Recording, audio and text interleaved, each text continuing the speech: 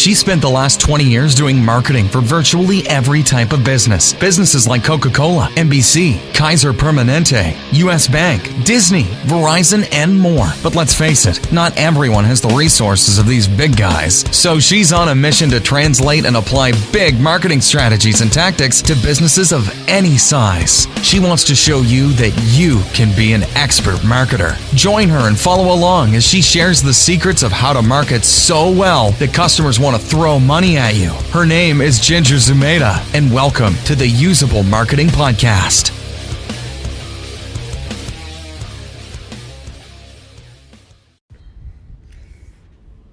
Hey, welcome back to the Usable Marketing Podcast. This is Ginger Zumeda, and today this is a quick little catch-up episode. It's going to be audio only, but so I missed a day yesterday because I was running around like crazy in my car, and it turns out that every time I try to record an episode while also getting directions on Waze, Waze gets completely weirded out and sends me in all sorts of crazy directions. So I've decided that that's probably not a great idea anymore. Plus, you also just get to see me kind of like looking around trying to figure out like which direction to go. So audio episode only today.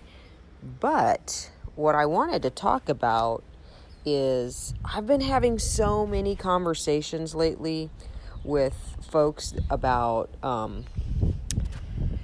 about like marketing strategy, of course, but really like, what do I do? What do I say on this page? What should it look like?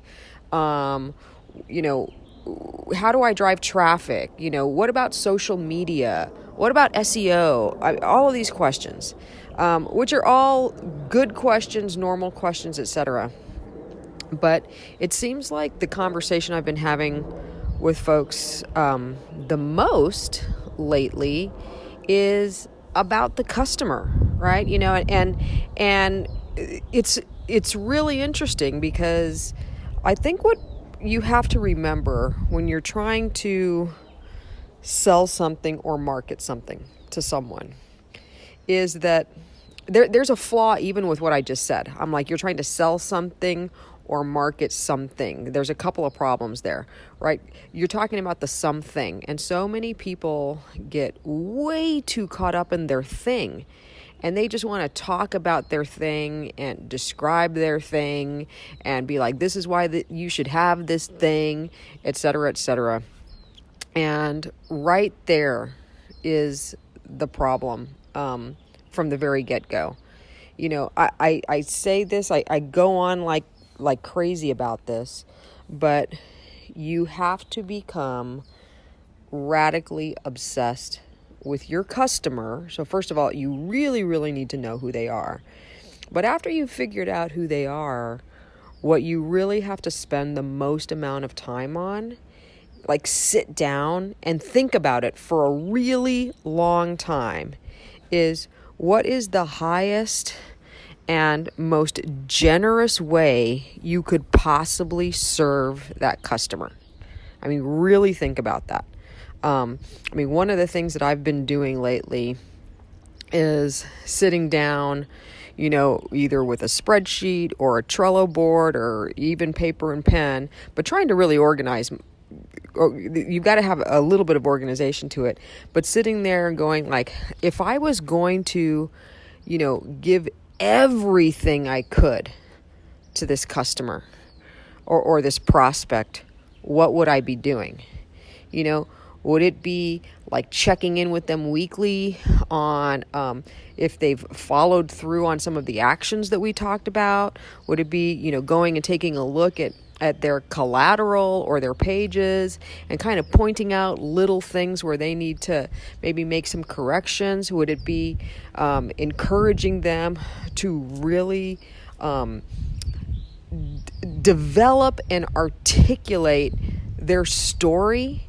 So what I mean is what I encourage folks to do is sit down and just brainstorm. Pretend you are Gandalf or Obi-Wan Kenobi or Yoda or the Jesus of marketing or whatever it is that you choose, but you are the most generous form of giving service to your customer, and write down everything you could possibly give them, right?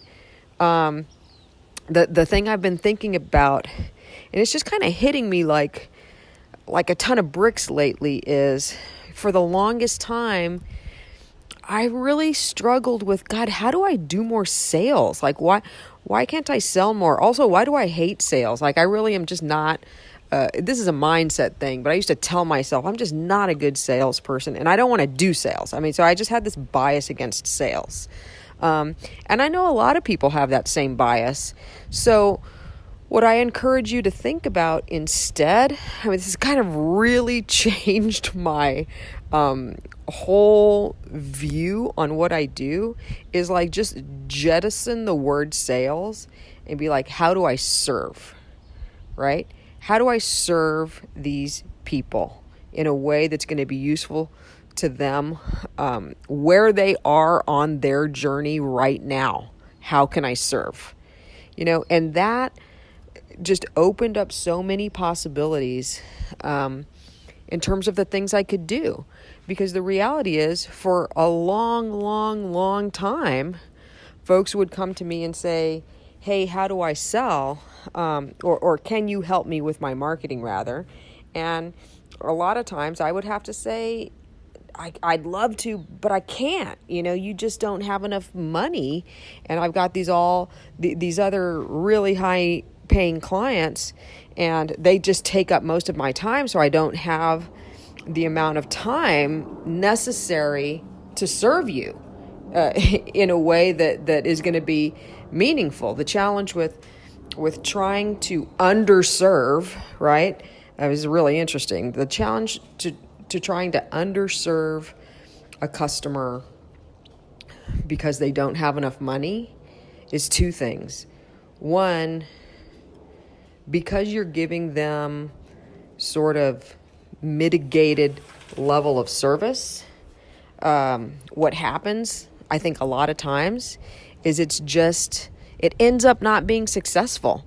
And it's not because they're not good, and it's not because you're not good. It's because you're giving them kind of like half service, trying to right size it to their budget, which in reality is not doing good service to them. Right? So which is why very often I just end up saying, I'd love to, but I really can't. But what I started thinking about is when I started realizing and shifting this idea, like they're just not in my sales targeting segment or whatever, to like, how can I serve? I was like, holy crap. There's stuff that I do. I mean, listen, that's where the marketing canvas came from in a way. I was trying to save time for myself when I created the marketing canvas. Like I was listening to this podcast, actually, Russell Brunson, a couple of days ago. And it's so funny because he was talking about how he was sitting there immersing himself in the process of how to build traffic. And all of a sudden something kind of, it just like, he was doodling, how does this work? How does this all hang together? And it was like a bolt of lightning hit him. And if you've been with me, along on this ride, that's very much how the marketing canvas hit me. I was trying to save myself time and anguish and anxiety, frankly, on how to build marketing strategies. I was like, man, what's a process I can use every single time? I was on this long flight from Rotterdam back to Los Angeles, and I was literally doing the same thing. I don't know if there's like wisdom in there, but I was kind of doodling and putting pieces visually together on a piece of paper, trying to figure out like, what can I build? What framework can I build that'll work every time? And it was like, boom, it just hit me. And when I think now about how can I serve, I think that's what's so amazing about the marketing canvas. Is like once I figured it out, I was like, holy crap, this works. Like this just works. This could work for anyone. This could work listen, I have clients that have paid me millions of dollars, to help with marketing strategy that I use this for. But I've also got a lot of folks that in the past I had to say no to, which really sucks because I wasn't actually serving them, especially now that I've figured out this like fundamental kind of secret jigsaw puzzle you can put together to get your marketing right. Like now I have this to give, and that's where I don't have to worry about being salesy. Like even if they don't have money, I can say like, hey, just go over to freemarketingcanvas.com and download that guide, and you'll actually have what took me a long time to figure out. And then if you use that guide and you start to improve, right, your business situation, improve your sales, aka service to your customers, and then you want to come back and you want to work with me personally to go through some things, you'll be in a better position to do that, and so will I, right? So all of this, the reason I wanted to share this is because I think that there's just so much hang up about sales, and I am starting to completely obliterate that concept from my mind. It's about service. Like when I think about how can I serve, how can I create greater impact, right, on business in general, like around the world. And if I can kind of help people with these tools, and that gets them in a better position to where maybe down the line they're going to hire me, but maybe they're just going to do great on their own. Like I know there's reciprocity to all of that stuff. I know it comes back. And what's really magical, and the reason I'm telling you this is you have to think this way for your own customers. I'm telling you, like you have to think, just have a deep level of empathy, understand their story, and figure out how you can serve them. If you do that, it's kind of crazy how things just start coming together. Like, and honestly, people just start showing up saying, hey, can you help me? I hear you do this thing. It's been really mind blowing. Really changing the way I think about things, really changing the way I think about, how do I serve everybody, whether you're a really high ticket client, which don't get me wrong, love my clients, love my high ticket clients, but how do I have greater impact? To have greater impact, I can actually help some of the smaller clients who just can't afford me yet, but you know what, have great business ideas. Sorry about the plane flying overhead, but have great business ideas. And more importantly, have a great idea that will serve their set of customers. And if this helps them, I think that's great. So the takeaway for today, which I keep trying to get to, is think about service over sales, right? Service over sales and customer. If you can get really intimate with your customer, you will know how to serve them at the highest level. And if you can start to figure out how to do that in a way that's appropriate for where they are on that journey, I think just unbelievable magic things are going to happen for you in your business. So, in the spirit of service, if you haven't gone to the freemarketingcanvas.com yet, I really encourage you to go there, download my free guide that has that talks about the marketing canvas, talks about how to use it, goes through the 9 steps that you should, every single marketing plan should have, talks about your customer and your story. Get that. I think it'll help. I know it will help, actually. I mean, if you really do the work. And so that's sort of my gift and my my way of serving folks that I may not be able to interact with personally.